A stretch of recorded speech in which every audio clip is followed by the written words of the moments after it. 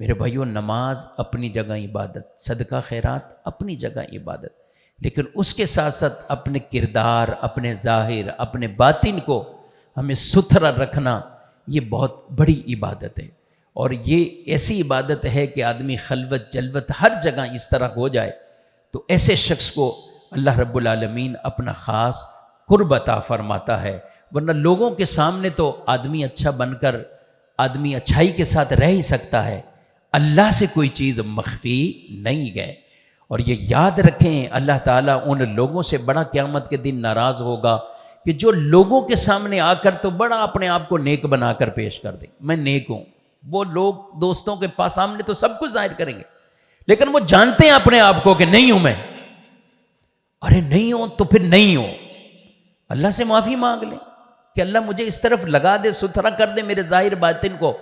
جو کہتا ہے اس طرح اور لوگوں سے ظاہر کرتا ہے کہ میں نے یہ نیکی، میری نیکی، میری نیکی، میری نیکی،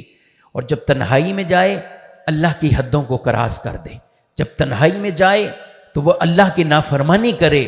قیامت کے دن اللہ ان سے بڑا ناراض ہوگا، بڑا ناراض ہوگا۔ اللہ فرمائے گا آؤ جنت کے قریب آؤ، جنت کے محل دیکھو۔ وہ جنت کے محل دیکھیں گے اور وہاں سے انہیں کہا جائے گا اب واپسی جاؤ، اب واپسی جاؤ۔ وہ کہیں گے یا اللہ اگر ہمیں پہلے ہی جہنم میں بھیج دیتا تو یہ اچھا تھا، آسان تھا ہمارے لیے، اب یہ دیکھ کر ہم جا رہے ہیں جہنم کی طرف۔ تو رب تعالیٰ ان سے کیا ارشاد فرمائے گا، تم وہ ہو جو لوگوں سے ڈرے، مجھ سے نہیں ڈرے، لوگوں سے حیا کرتے رہے۔ دوسروں کو دیکھ کر حیا کر کے آدمی برائی گناہ چھوڑ دے، اللہ سے نہ حیا کرے، کوئی بھی نہیں دیکھ رہا، اس وقت اس کام کے اندر پڑ جائے تو اللہ ایسے لوگوں سے اتنا ناراض ہوگا کہ لوگوں کا خوف تھا، لوگوں سے حیا کرتے تھے، مجھ سے نہیں حیا کرتے تھے، آج میں تمہارا کوئی لحاظ نہیں کروں گا، اور میں نے چاہا تمہیں پہلے جنت کے محل دکھاؤں اور اب تمہیں میں دوزخ کی طرف بھیج رہا ہوں، اب تمہیں بھیج رہا ہوں۔ تو میرے بھائیوں، یہ اللہ کا جو خوف دل میں پیدا ہو